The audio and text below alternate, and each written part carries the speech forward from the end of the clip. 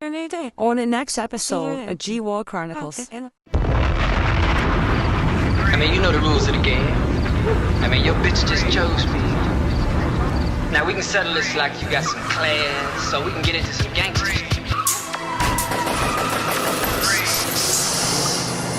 Ace, what the fuck? Kill him. We love you, Ace. Bitch, I've been a soldier, so survivor. I don't play around. These punches always talking. You are now tuned in to G War Chronicles.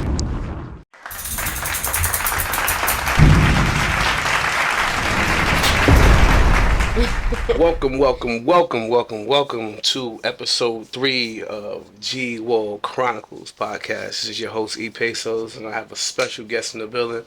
Introduce yourself. I know what's going on.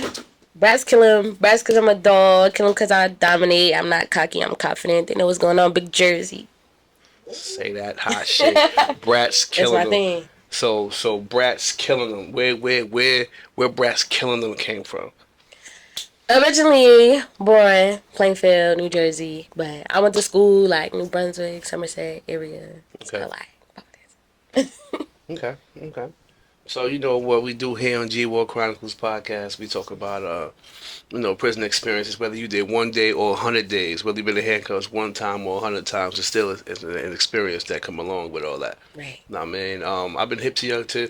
For the record, y'all, she's a dope spitter. Let me just give you a little background on how I even found her. When I was on another podcast interviewing someone, she had tapped into a comment, and I wound up going to her page. And if I certify somebody on a music tip, they're official, because I'm like that. You know what I'm saying? Just a little, throw it out there real quick. You know what I'm saying?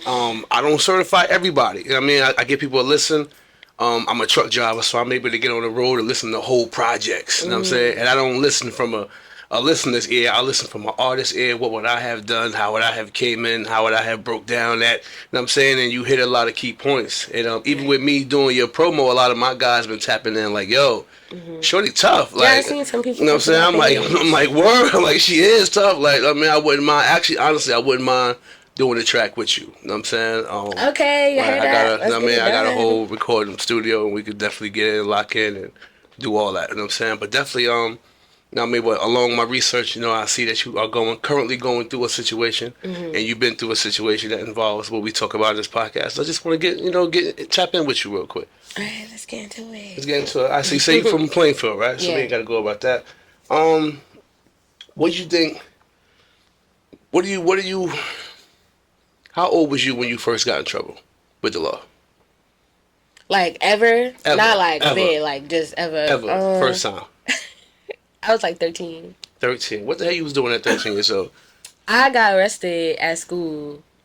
These boys used to bully me in school, and they had came and put ketchup in my hair. Ketchup in your And hair? I started fighting the boy. I started tweaking in the cafeteria. A security guard came, and she like slammed me on the table, and I blacked out on her. Like, I took it all the way there. And So you ain't popping on the boys, you popping on the security I guard. popped on both. I was popping off on the boys. I was fighting the boys, and then that's when the security came and got me.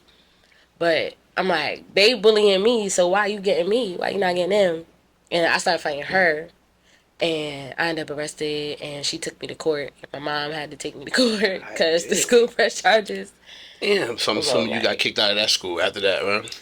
No, they let me come back. Like the following year, I had to do homeschool for not like homeschool, alternative school, and then I was able to come back the following year. But that was your response to somebody fucking with you. Yeah, So it wasn't like that was your.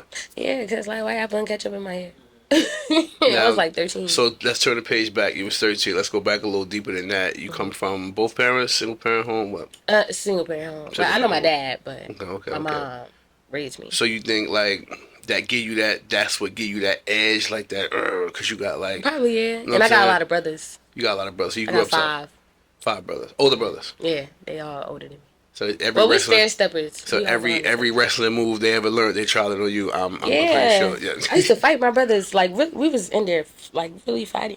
Because I got a niece and she's rough and tough right now, the same way. And because I tried every wrestling move on her, every time I seen somebody, DDT. I'm gonna go DDT her ass real quick. And Oh, that's yeah. just that's just what it was. Wrestling, fighting. One of my brothers, he went to Marines. He was a firefighter, so they used to do stuff like tie me up to a chair and see how long it take for me to get out the chair, or like Survival I got skills. waterboarded before to see how long, like how I'm gonna get out, like to be able to get up. Survival I skills. fought them, like really, like as kids we just playing, but like I'm tough though.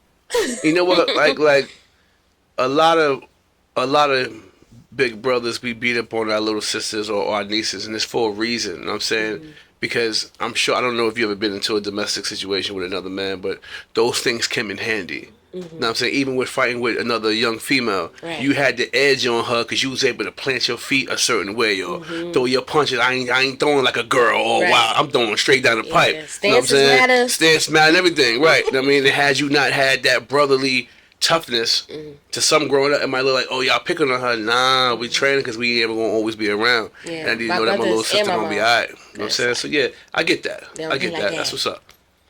So 13 was your first situation. What was your next one? So I was like, I think I was like 20. Okay. I got this cousin, but he's trans, and we was having like an argument, and like he popped on me, and then I got arrested that day because I tweaked again. But the case ended up getting dismissed because it's like he was a man, even though he dressed as a woman, he was a man. So that was like the next one.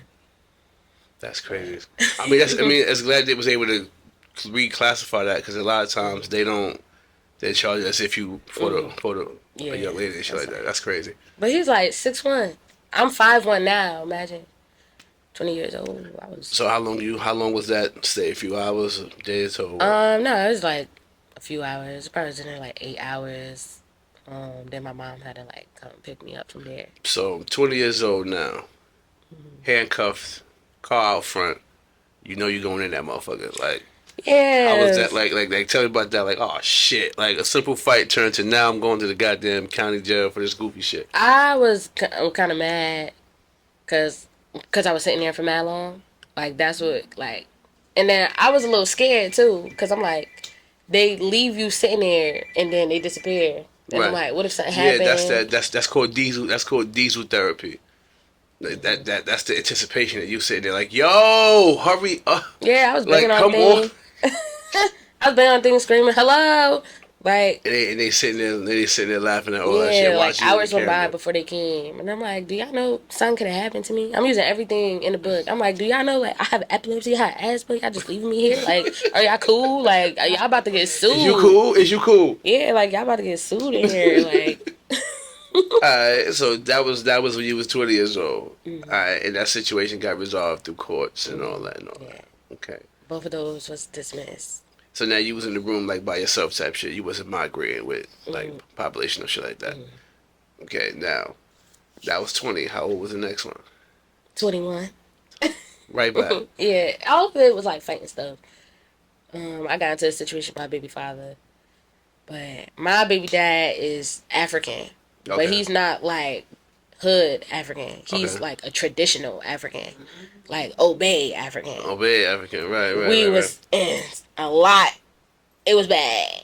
It was a lot with that. And he was having like immigration issues, trying to tell me like, you gotta do this, you gotta do that. And he had tried to take my son one time. He was supposed to have my son for the weekend, and like he tried to leave with my son. So he went and like bring my son downstairs to me, and I tried to like kick his door in to run in there to get my son, and I ended up getting arrested. And then I didn't go to the county that day though. I was just in the police station. I got arrested. I was there for like 10 hours. They released me, and then the next morning I went to like my baby dad's house, and he was gone with my son. He had left the state. So what? That was a whole thing. Whoa, whole kidnapping issue. That was a whole thing.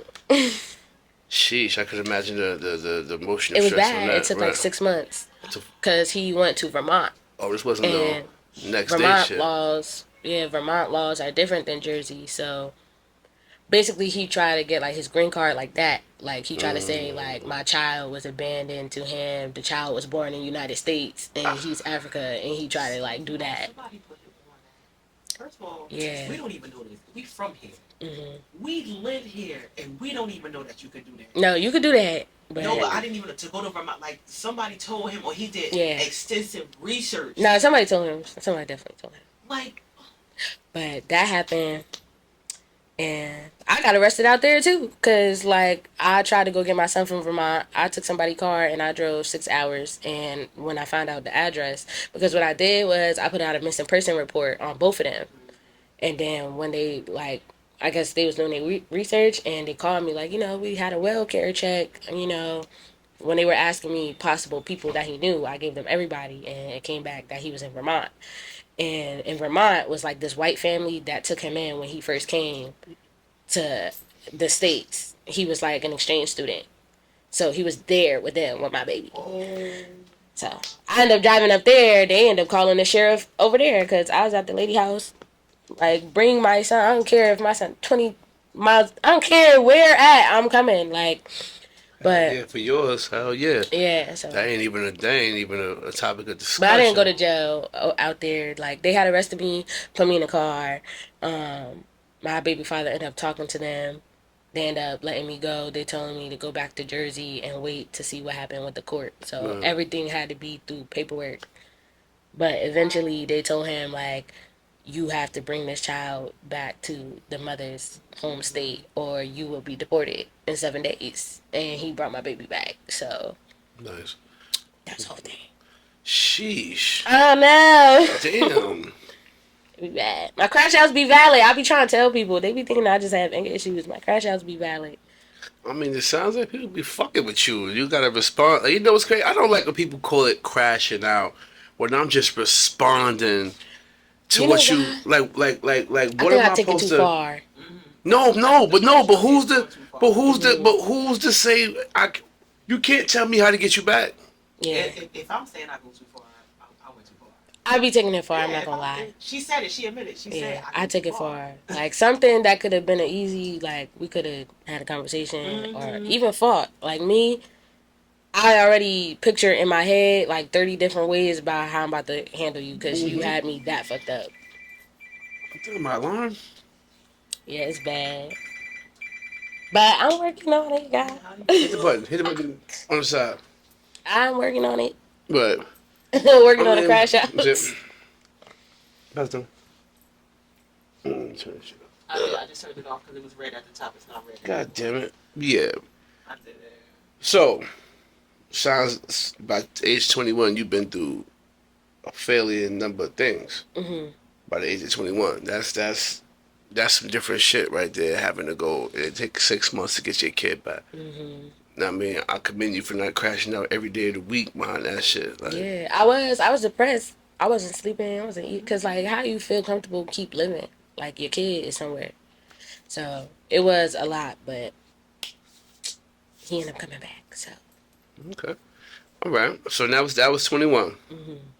What was the next one? Nah. 22. No. Nah. I think I had like a good little couple of years. I was good until this most recent situation. So this situation was last year. Now, due to legalities, we're not going to touch on certain things in that case. You're still fighting that case. You're still going to do that right now. I mean, sure, with legal purposes, you don't want to talk about certain things. But how do you feel mentally about the cases you're going through right now? Like, let's just say you got to go in there and do some time. Like, how you feel about that? I'm upset only because I think that when people have like a history of reacting to things a certain way or a certain emotion, that automatically people think, yeah, she did this happened. But I'm like, for the first time in a long time of stuff that happened, like, I actually didn't do what was said that I did. It's crazy because I don't really play police games like that, but, you know, this specific person, I called the police on them and had them removed from my house, and then 4 days later, I had a warrant. And I was like, how? So The first time you try to actually do something good, the right way, it backfires on you. Yeah, so mentally, I felt some type of way because I wasn't locked up for a long time. It's like 30 days, but it's the thought of just being there and not being able to talk to nobody and not being able to call when you want to call, and then even when you're calling, not knowing what's going on, like having to have my mom driving around and get this and do that and making sure my apartment good, and then my son still like wondering where's my mom at. And what county jail was this? Essex County. Essex County jail. Yeah. So give me. Even that was like. That you had a bell or you was just sitting? No, I was just sitting. So day one, you walk in. You pull up to the Essex County jail. Day one. First of all, day one, I was losing it already. I had an attitude, and I was like, they had me. I went, turned myself into the police station, thinking whatever. They put me in this van. I'm sitting in a van for like 5 hours before the van actually pull off. And it was only like 2 of us in it. It was me on one side and the guy on another side, handcuffed in the van. It was so cold because this was like last year, October. It was so cold. And I had on like a t-shirt smaller than this. I had on like a tank top shirt because it was like, I was just like, oh my God, please. Like, what are we doing? Like, I was. Did you know you knew you was going to the county jail? I didn't even know I was going to the county jail. I just thought like, I don't know what's going on. I'm just thinking like, I didn't know I was going to county until once they came. It was like, these people are being transported. And then it didn't hit me until we actually pulled up. And even then when we pulled up, it was like 2 o'clock in the morning. And we still didn't even get in the county until like 8 o'clock. So we was in the van outside because they had to wait for every other van to come with whoever else was arrested, wherever else they was arrested from, to go in there. So it was like 10 hours of just sitting in cold, waiting to go in there. So now that was, I'm sure, was like nerve-wracking. That was like, let's hurry up and get to the jail, please. Like I thought it was gonna be not a piece of cake, but I'm thinking, they're gonna let me out. Like, I'm thinking like, we're gonna go in here, they're gonna take my picture, I'm gonna sit, they're gonna have me see a judge, I'm gonna go home. That did not happen at all. First of all, I didn't even get to see the judge on my first morning there. I was just in the cell. Everybody's like, oh, you're gonna see the judge. And then it wasn't until like 2 days later. That's when it was really hitting me. Like, once I had to sleep there, that's what really like did it for me. How was that sleep on that bed? Actually, how was when you they tell you in cell 9 or whatever cell you got to go to. You looking around, you seeing all the females in there. Was there any nervousness? Was there any like? Oh, I wouldn't say nervousness. I was more nervous for myself because I know myself, and I'm like, I hope nobody see like, oh my God, it's a new girl here, and then I'm already small, 5 foot. At the time, they let me go in there with my wig on because my wig was sewed on. I had lashes on, my nails and stuff was done. I had just got like really cute a couple days before this even happened because I had a show. So I'm like, I feel like these people gonna try me in here, but luckily nobody tried me. It was this one girl. She was like banging on my cell door because like the guys are across like from the window, like the little thin window, and they used to be in the window doing weird stuff. And then like the toilet is right here, and the guys could see you through the window. So I had to take like toothpaste and take a tissue to cover the thing so they wouldn't look. And one of the girls came to my cell like banging on the door, yelling through the door like, "You passing notes with my nigga through the window?" And I'm just looking like, girl, I just put a paper on my little cell door because I'm like, I know you don't think I'm in here writing notes on the paper to put in a window. My son is at home wondering where I'm at, and you talking about is I'm messaging somebody with a paper in a window.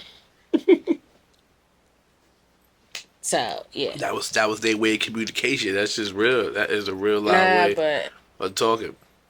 What was that night on that hard ass bed? Like, none of the mattresses. I didn't sleep. Like this thin. Yeah, and the little sheet then was little. I didn't sleep. I didn't sleep. I was just up. Like, alright, hurry up. Like, I'm counting the time, like, when the door opened to go to court. Like, when are they gonna come get us to go to court? So you get to court 2 days later. And they're like,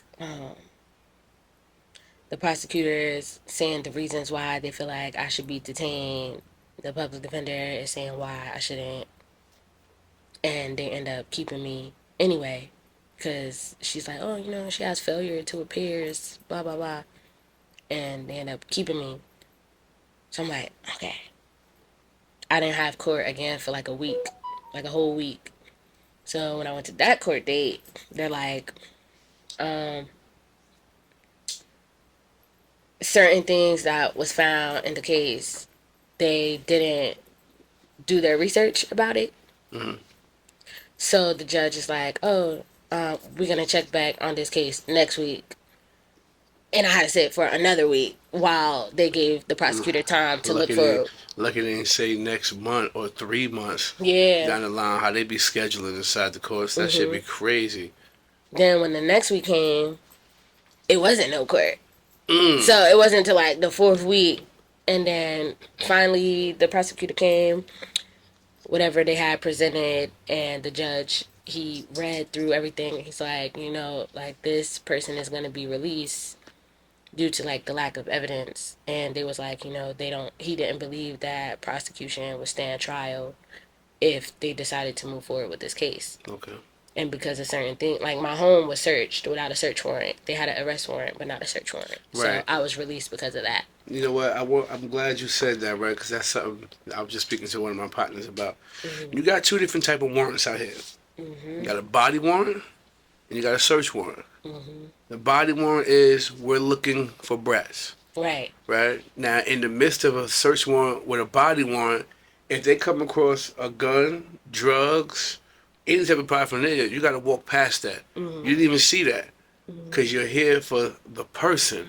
Now, if you got a search warrant, I can gather up all this paraphernalia and use it against you because I'm looking for paraphernalia, drugs, guns, etc., etc. So a lot of people don't understand that. If I got a warrant for who? For what? I got a search warrant and we're looking for Mr. So-and-so. Go on in. He's not here. So, you know what I'm saying? It was Orange Police Department, and what they had wrote in their little discovery was that, like, they had probable cause to search. But the judge is like, yeah, y'all had probable cause to search her bedroom because the victim... the room that she was staying in. Yeah. Right. The victim in this case said whatever happened here. Y'all were not supposed to go beyond this part of this house. If you wanted to go beyond, you would have had to have a search warrant, and it would have had to be presented. Now, the other thing is, I was not home when my house got searched.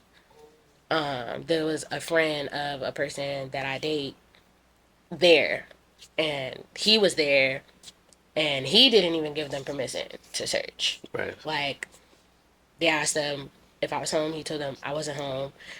And they pushed beside him to come in anyway. And the girl who made the report, they had her with them to come in because she said she lived there, but she didn't even live there. She stayed with me for like 5 days. So you let somebody in my house that didn't even live there. Yeah, so it be little things like that why cases get thrown out. Big cases get thrown out. Like, big cases get thrown out behind goofy shit like that. Cool, that's what's up. Okay. So now... And even if, like, they try to say a thing like, oh, like, in their report, they try to say he gave consent.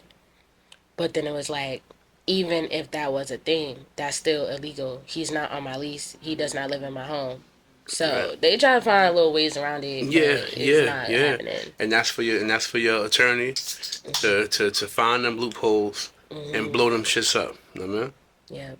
So mentally, it messed me up because I'm like, dang, the first time like I actually did something good and I really didn't do nothing crazy. Like, I really was trying to help somebody who went against me. I made you leave. This is the result of it. And it was so much more that happened after that. You start to find out things like people that you trust. Oh, yeah.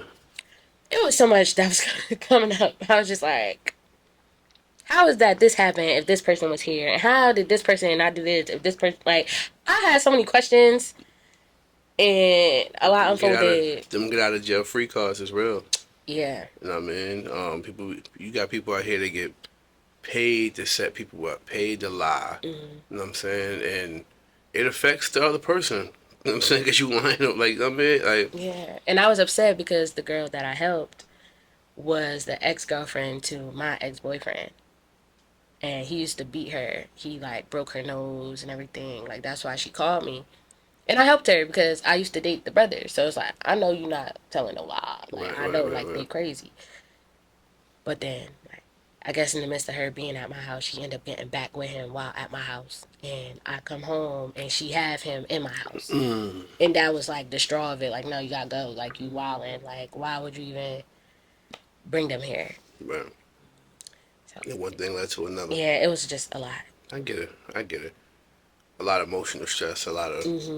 The most thing that I think that hurted me the most out of everything is because I wasn't with my child. And anybody who know me, like, my son is my best friend. Like, I'm his mother first, but he adores me. Like, if he was here right now, he takes my pictures and put them in front of his TV. Like, I have picture frames of, like, photo shoots and stuff. He puts my pictures in his room. Like, Mommy, you're my first love. I love you so much. Like, he adores me. So, I'm trying to help y'all, and y'all put me in a position to be away from him. Yeah, young men. I don't trust nothing no more. Young men, we love our mothers. Let me tell you something. He's a mama's boy for sure. Oh, yeah. And they know I don't play with him. My mom be like, you babying him, no. Don't touch him, don't yell at him, don't say nothing to him, don't nothing. Even my brothers, like, I know, like, men supposed to, like, harden up the boys. So tell me about the nights when you was crying in the cell. Tell me about those nights. So, this is the thing. I don't want to sound super tough, but I was not crying in there. I swear the day I got released, that's when everything came out. Because my mom been arrested before. She did, like, 4 years in Clinton. So, she had prepared me for that moment. Like, I called her when I turned myself in so she could come get my son. And she's like, you know, put on sweatpants, put on a white t-shirt. If you wear this, they'll let you keep it on. You can keep this. Like, Soldier. They're gonna give you, like, 3 underwears, double up your underwears, wash this out in the sink, hang it up there. Like, she was showing me, like, this is what, when you get there, this is how it's gonna go. This is what you need to do when you're there. And I pretty much did everything she told me. But, and she, the main thing she was saying, like, was not to cry. Like, don't tell nobody your business. Don't talk about your case. The girl's gonna be in there, oh, you cute, you try to talk. Like, fuck all of that. Like, just worry about you. And she was telling me, like, do not cry. Like, don't show no type of emotion. Like, they gonna try to take that and make that something else. Like, do not do it. So, I did not cry the whole time I was in there. So, how's it feel to have a mom that's with the ship? It's like, be 50-50, because I know, like, she my rider. Like, we be having moments where we go at it, but that's my rider. Like, that's my forever. Like, when everything else go wrong, that's the one that's gonna come. You only get one of those. So, God forbid you gotta go away. That's who your son gonna be with. Yeah, my mom. Yep. So, but yeah, I did not cry. My mom picked me up. My son was in school when she came to pick me up, so she was outside the county, and they let me out the doors, and I was looking crazy because then I had to cut my hair out, so then I had to take my braids out, cut my hair out. The clothes, I was just looking crazy, and I seen her parked in a little lot with my sister. I ran to the car so fast.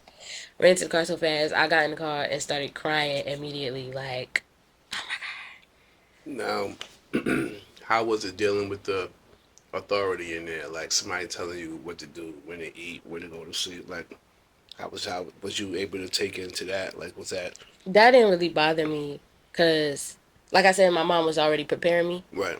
So my mom was already trained, like, not to let this, like... And these conversations was prior to this case, or those things that you want to No, this was, like, I told her what was going on. I'm like, I gotta turn myself in for something. And that's when that conversation happened. Like, I knew about her past with jail. Like, she always open with us with that. But in the moment where I had to go, like, she was, like... Well, tell moms we want to get her. Tell moms we want to interview her. She might not come because she do not like this camera.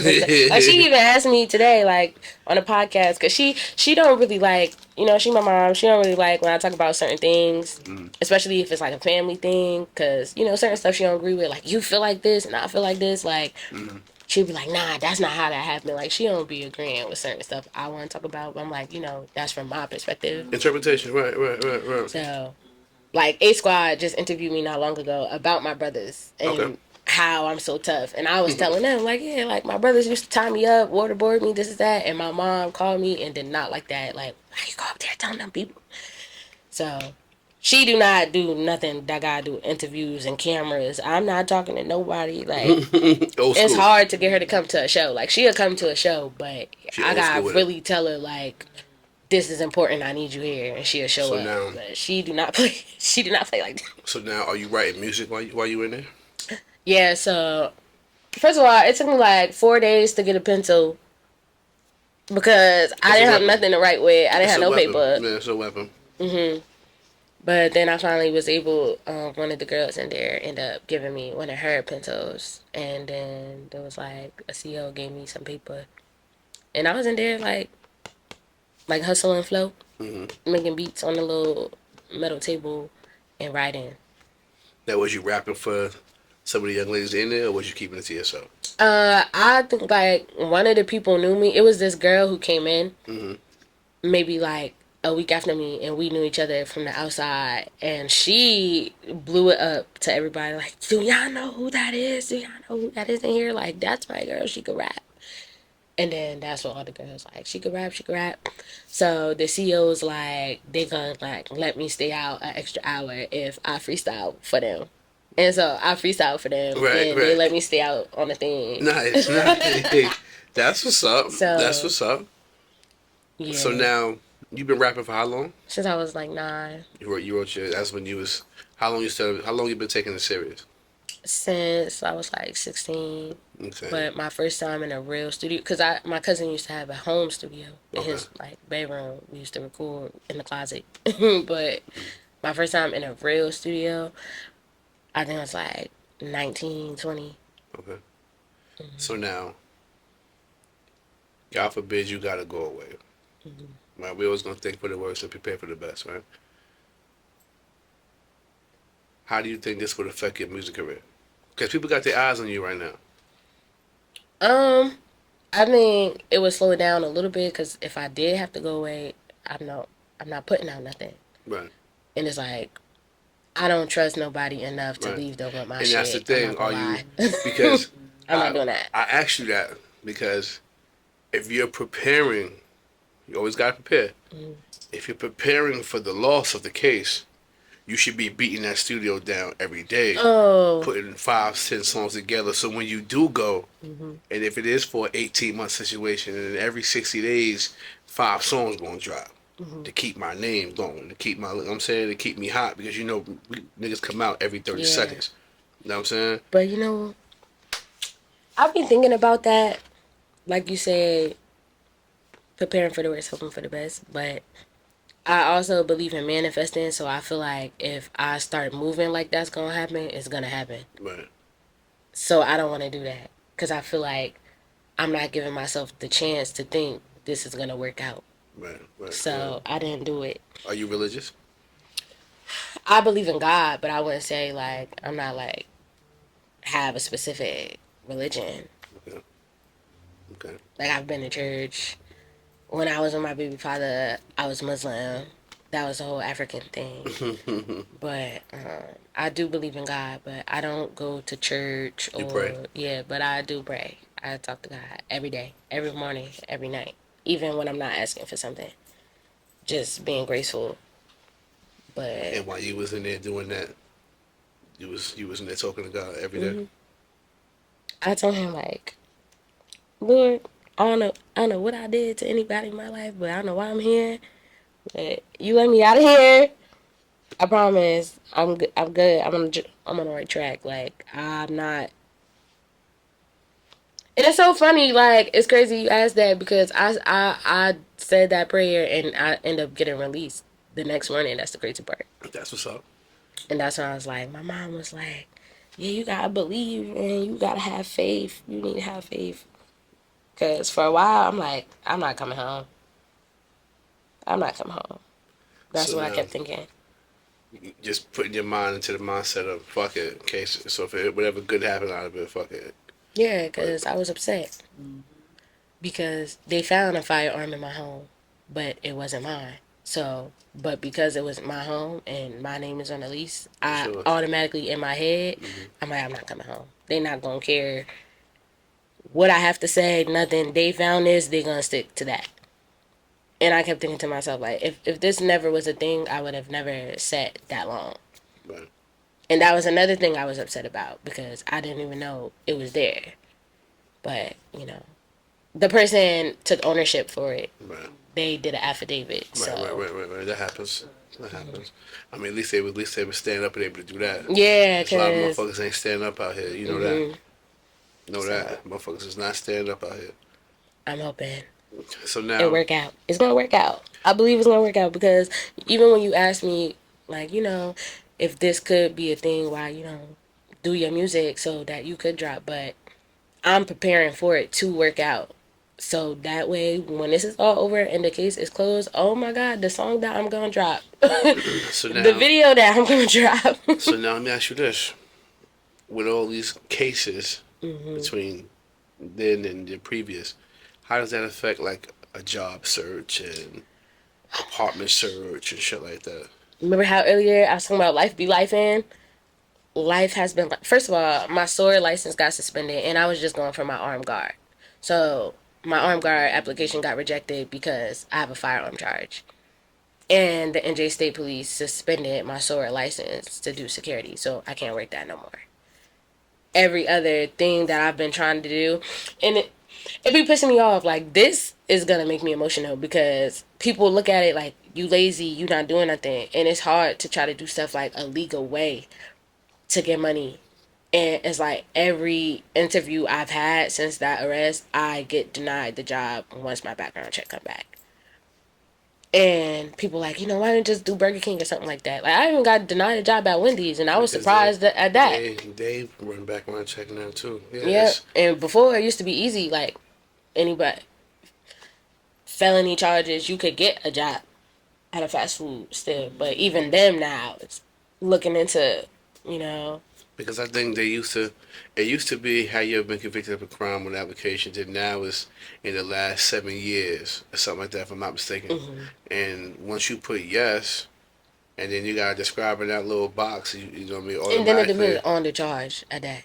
Nobody wants to hire somebody that has firearm charges, aggravated assault with firearms. It makes you look violent. Right. So I try to do DSP jobs, direct support professional. It's kind of like CNA, but you don't need a license for it. Denied. I try to do, because I was taking courses online for coding and crypto, because I feel like that's where the money at. Everything is in tech. Denied. Home Depot, denied. Wendy's, denied. I applied for a beauty supply, denied. Like, it's been so hard. Like, and at this current moment, I am not employed. So it's crazy. I was just crying yesterday. I was being so emotional about it. I was on the phone with my mom. She's like, you gotta make something happen. You gotta do something. And I'm like, listen, I get what you're saying. Times is not what it was when you was 27. Like, it's 2025, and we in the government shutdown, and I'm facing these charges. It's supposed to be innocent until proven guilty, but you really guilty until proven innocent. Because how is it that I could be charged for something you don't even prove that, like... You don't even know what the outcome going to be. I could be found not guilty tomorrow. Like, it's messing up everything. And then I do sometimes have resentment because the person who put me in the position, she took everything that she did and, like, she went to try to flee. Like, she was in a domestic situation with me, so they gave her help because of it. Like, they gave her an apartment. She got money for a car. She has her house. And, like, you know, this person, she's been arrested for multiple things. And she has, like, 5 kids. And they took her kids. Like, she have child abuse charges. So I'm like, how is it, like, I get put here and then y'all just give her all of this? So I be having resentment because I'm like, damn, like, I was on my shit. I'm not a lazy person. I would work and I have a child to provide for. Right, There was right. the time I was working 3 jobs. I was working at AutoZone, Prudential Center, and Wingstop. It's times I couldn't even spend time with my kid because I got like an hour to go to work. Right. I gotta split my time, 25 minutes. I'm gonna sleep. I'm gonna cook something. I'm gonna eat. I'm gonna play. I gotta go to work now. Like, it's so annoying. Like right now, I even tried to like, I didn't call the judge's chambers, but like the prosecutor's office, and I'm like, is there any type of writing y'all can give me to show that I'm not currently convicted at this moment? Like, Right. yes, my case is open, but this is affecting licenses I have, certificates that I have. Like, everything's getting suspended. Jobs don't want to hire me. I can't even. I used to work in daycares. I can't do that. Can't do Like, that, right. everything is messed up. Everything. So, and then, you know, we have the government shut down.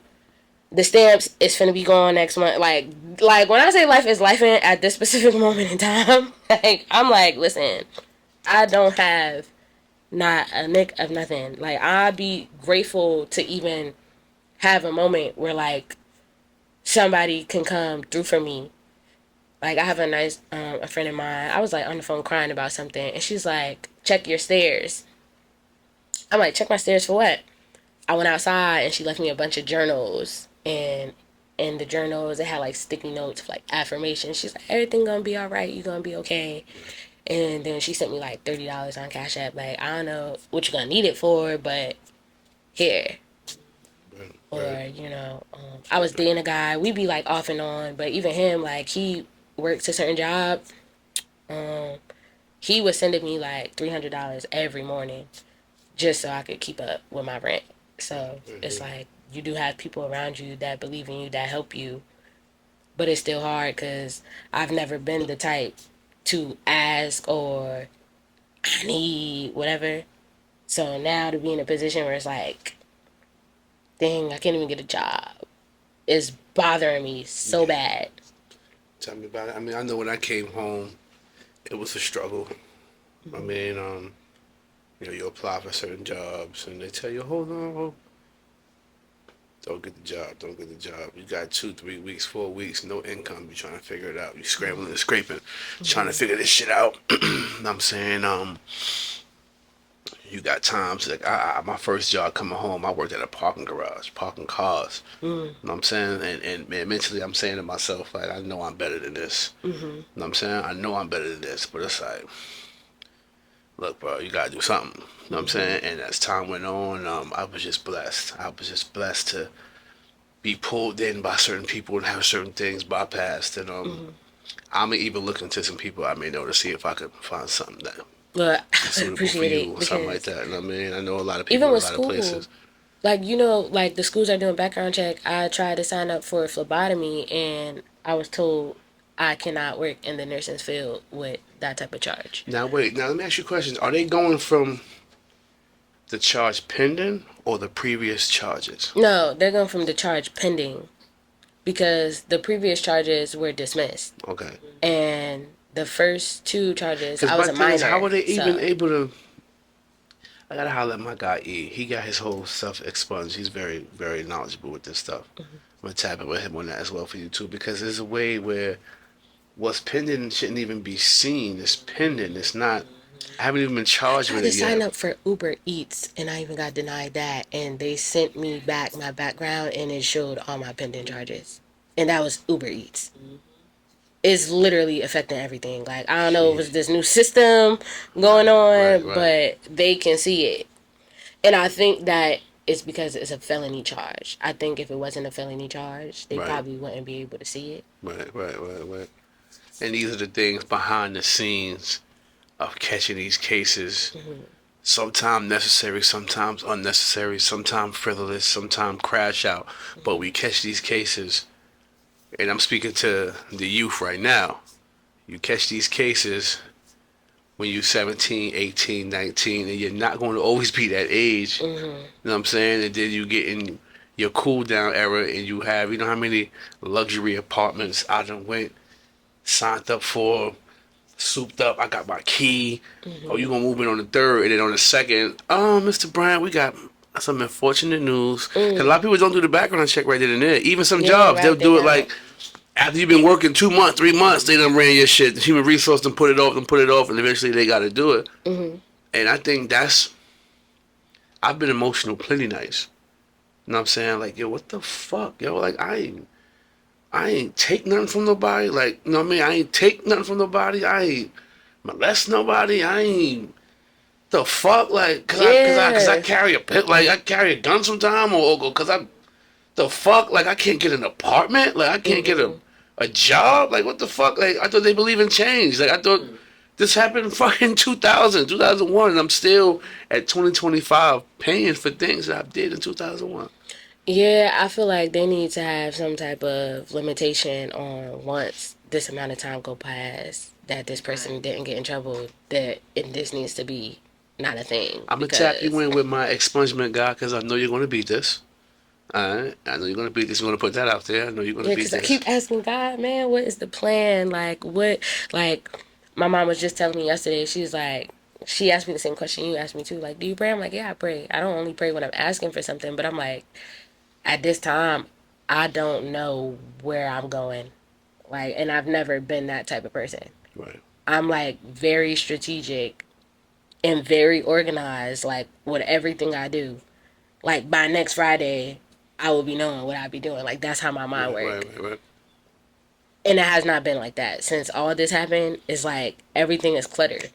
Like I even find myself changing my house around just because I feel like I don't know what I be thinking it's gonna do, but I be like, let me just scrub the walls, move the dresser over here, and put the bed over here, and clean up space over here. Maybe I could think better. Like I don't know, it's driving me crazy. I just like it's talking to you. That's what's going on. You have to allow it to happen naturally. Yeah. So you asking God what's going on. He's telling you this is what's happening right now. This shift is happening. Oh, by the way, the voice y'all hear is Maisa's. Yeah, they're like the voice is, and I got something special coming up in a few minutes. I got something special. The voice you hear, it's not an alien. It's a whole person. We be speaking like Moses and shit. But she's the co-host. Y'all remember from the very, very, very, very, very beginning of the shit. And I have her here today because there's an emotional thing here going on when it comes to female guests that I can tap into the physical, but the female can tap into the mental more than I, and that's what her purpose is here for today. But yeah, like the job shit is like all this shit is meant to break you down. You know what I'm saying?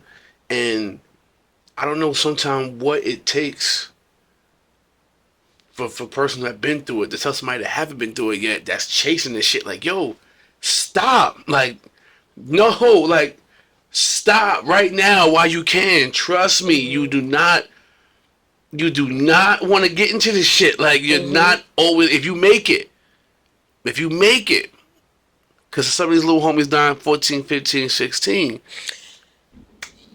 Listen, I try to tell the person I mentioned before who, did the affidavit in my case. He's doing this thing where he's like, you're gonna be good. Like, I did the thing. Like, you're gonna be fine if I gotta go to jail. It's whatever.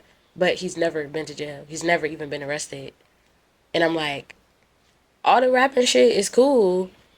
All the shit your friends talking about is cool. Right. That shit is not, like, you saying it like that, so but that's not what it is. So now you got another stress. Another stress is, if it do go, because it is, whatever, if he takes accountability for his actions, now he got to go in there, and now you're thinking about that every day. Yeah, so the case is so weird because it's like, he's definitely going to be arrested for it because he took the charge, so it's going to be a charge. So he's going to be booked for it, but because he has no criminal background, no priors, no nothing, I don't think he's a slap on the wrist. I think he's going to be able to fight it from home. Like, I don't think he's going to have to sit as long as I did. But yeah, even with that, it's like a lot. Cause my mom had my son when I was in jail, and he was in my house. Right. Like, he was holding my house, and my mom had my son. Like, she would go to my house to check on my house, but I sometimes feel bad. Like, people say, nah, you shouldn't feel bad because, you know, this person should have told you. Like, they should have told you. You wouldn't, Right. it wouldn't have been that deep if they told you. But then I do feel bad because this specific person is not a violent person. Like, Yeah. at all. Like, he been through some stuff in his past, but I mean, but we live in violent times right now. he's I mean, so, he's taught me a lot. Like, when I say knowledgeable, like, I feel like as women, we don't like to admit that. I don't care what nobody say. Men need women, women need men. We be waking up, fuck that nigga. No, like, people hate when I speak on him, but I'm like, he taught me a lot. Like, I knew a lot in myself, but Right. he's very knowledgeable. He knew stuff that I didn't know. Like, we could be watching something, and he'd be like, yeah, because in 1977, da-da-da. And I'm like, what? And I'll Google it, and it'll be exactly what he said. And I'll be like, how you know that? And he's like, I read, I be doing this, I be doing that. So I do feel bad because he's not a street guy. He's very traditional. Like, he will throw hands before he take it there. Like, Right. he will work before he like, man. I'm a, yeah, like, He a he's man. not. He a man. He a So man. I be feeling bad He a because I'm man. like, damn, like, this shit Because you going. don't always gotta be, and we got this perception, it's fucked up, that you gotta be a street nigga or gotta be a street dude to have respect or to be liked or to be loved. Where niggas feel like they gotta be super tough or be on the corner with the niggas, and that's a certain lifestyle that certain type of people have to live. And I got homies that's cool as fuck, and they known for being cool as fuck. They're not gangster. They not tough. Gangster first and It's foremost. okay not to be gangster. First People and foremost, gotta and understand I was just about to touch on that. Like, gangster is ignorance. All right, to walk around thinking that you gotta prove something to another motherfucker. Remember you said that yesterday? You was like, you be gangster. I'm like, I be chilling. It's fucking ignorant. It's fucking ignorant as fuck. You know what I'm saying? To think that I gotta impress you by being somebody I'm not, by being Yes. hey, yo, no bullshit. I'm from New York. I'm from Brooklyn, but there's not an area that I can't go to, and it don't got nothing to do with my gangster. Niggas like me. I mean, Yeah, and that's spirit, okay, the and that's aura. so. Now when I feel disrespected, you're going to get that side of me, because I'm going to give you an out first. Like, bro, you sure this is what you want to do? Like, I ain't no bitch. Like, but I'm not the one you want to play with neither. Like, and there's nothing wrong with standing up for yourself, Right. defending yourself. I mean, getting somebody out of your personal space and not claiming the role as, yo, I'm tough, I'm a gangster. You don't have to Right. be a gangster to get respect from men. Like, you know And what I'm that's saying? him. Even sometimes when I did have crash outs, like, there's been times like I see a person and I want to fight, and he'd be like, "Yo, you don't even gotta do all that. Like, what you trying to do that for? Come in the house, like, you doing too much." And I'd be like, "Nah, you being a pussy, like, you like what? Like, go where?" And he'd be like, "It's not worth it." And sometimes I get upset because I'm like, it's been a couple of situations I've been in, and I wish I would have listened. Yeah, I do think I'm hard headed. Not even just like as far as him. Like, I do think I have a hard time like being told, like, especially when my emotions involved, and somebody be like, "Oh, nah, you doing too much." Like, that makes me mad the most because in my head I don't feel like it's too much for what I feel Right. at that moment. But that's why I mentioned earlier, like, the last like 2 to 3 months, I've been in chill mode because I've been realizing that I am a major part of the problem. So now, from that 30 days, the week before the first time that you been inside, do you feel like this will be difficult for you if you got to go in there? Yeah, because one, I'm not used to being locked down. Two, I'm not used to being away from my son. And then three, I think the thing that was bothering me the most outside of my kid was not knowing. I did not know what's going on outside. Like, I was in there thinking like, damn, right now it's 3:00 in the morning. If I was home, I would be doing this right now, 3:00 in the morning. I'm in this at 23 and 1. And I'm thinking like, damn, like, what's my son doing at this moment? What's my mom doing at this moment? while I'm just sitting here like with a wall. Like that's what I kept thinking about while I was in there. You know what's the hardest part? I did 9 years, 10 months, 10-year sentence.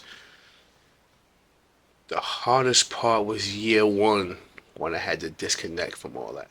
Yeah, you had to And I get had used to it. I'm in here until that day on that calendar come around. And worried about that had me. I'm calling home. Yo, what's going on? Yo, hey, yo, y'all niggas did what? Niggas playing with me in this motherfucker. Hey, yo, go through there.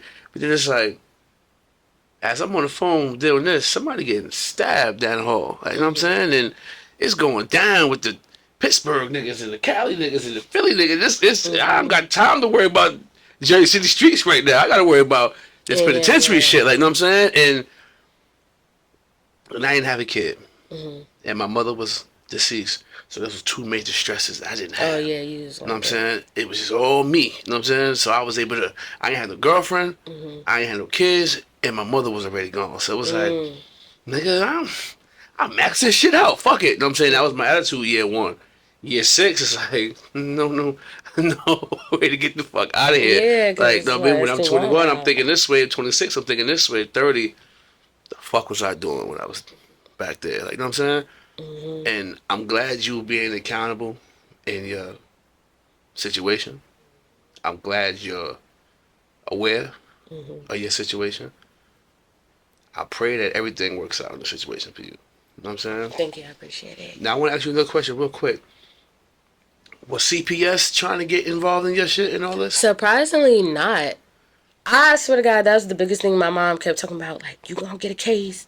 I hope you ready. I'm like, but they never like came to my house. I never had an open case. They never tried to take my son. Like, it was never a thing. Because this is the same house that your son was living in. Right? Yeah, that's what I'm like. Wait, I think maybe like, if the police would have called, but then no, I told you I wasn't home. Nobody was in my home. There was only one person there. Okay. When the police came to my home. My son, it's so crazy how stuff happened because like I was in the studio making a song. The person I deal with, he went to go see his kids, and it was just one person in the house. And my son happened to be with his grandmother for the weekend. Thank God for that. So. Thank God for that. Thank God for that. I think that's probably why. I mean, because there was no kid in there. And then I don't have Section 8, but I know they say like some people like who have like Section 8, if this is found, like they lose their Section 8. Oh yeah, if you'd had housing, you'd had Section 8, you'd came home, your stuff would have been outside. Yeah, I know. Word, you came home, your shit would have been outside. Luckily, I still got my apartment. No questions asked. I need some Section 8, somebody. Hey, yo, I never met nobody with a Section 8 plug. I don't know nobody with a plug. I keep trying to understand. I don't know who got the Section 8 plug. A friend of mine just got Section 8, and he's 32, and he don't have no kids or nothing. But I think he got like through like mental health because he like bipolar. I'm like, dang, like what's it gonna take? I need some help. So what I'm gonna do right now, cause I feel the emotional side creeping in. You know what I mean? And this is the emotional guru over here. You know what I mean? So I'm a twist the podcast for a second, and I'm gonna let my co-host holler at you. You know what I mean? Because I feel like right now, you're going through some shit. I'm always going through some shit. You know what I mean? I was like, God, where's the break? You got a lot on your, you know what I mean? You got a lot on your plate at the moment. And you gotta get that up off you. You are now tuned in to G-War Chronicles. Shit! It's Cuzzo. Shout out to all my niggas locked down, we gon' get it right. Let's get it. This for real niggas, never rat, hold a block down. G-War Chronicles for all my niggas locked down. This for real niggas, got knocked holding the fam down. G-War Chronicles for all my mans locked down. This for real niggas, never rat, hold a block down. G-War Chronicles for all my niggas locked down. This for real niggas, got knocked holding the fam down. G-War Chronicles for all my mans locked down. I know how it feels to wake up fucked up. The heat broke as hell, another night night in the cell, the food trash. Bro in the town, sound like 2 bands. Static on the tear, get your face clapped for 2 packs. Shackled on the bus, we a long way from home now. Bitch, you was loving, ain't answering the phone now. Keep your mind focused, cause anytime it might go down. 50 clip the ball, OGs like young and slow down. Do 4 rounds, spin the yard with like-minded bosses. Story about women in bricks, Benzes and Porsches. Be the snitch out his night, get commissary extorted. Crackers on that bullshit, I swear, so it's more shit. Look close, you can see the pain in the nigga eyes. Hit the weight shack, 5 sets, 225. Free all of the guys, whether it's 5 or it's 25. Free my little bro, broken justice gave my nigga life. This for real niggas, never rat, hold a block down. G-War Chronicles for all my niggas locked down. This for real niggas, got knocked holding the fam down. G-War Chronicles for all my mans locked down. This for real niggas, never rat, hold a block down. G-War Chronicles for all my niggas locked down. This for real niggas, got knocked holding the fam down. G-War Chronicles for all my mans locked down.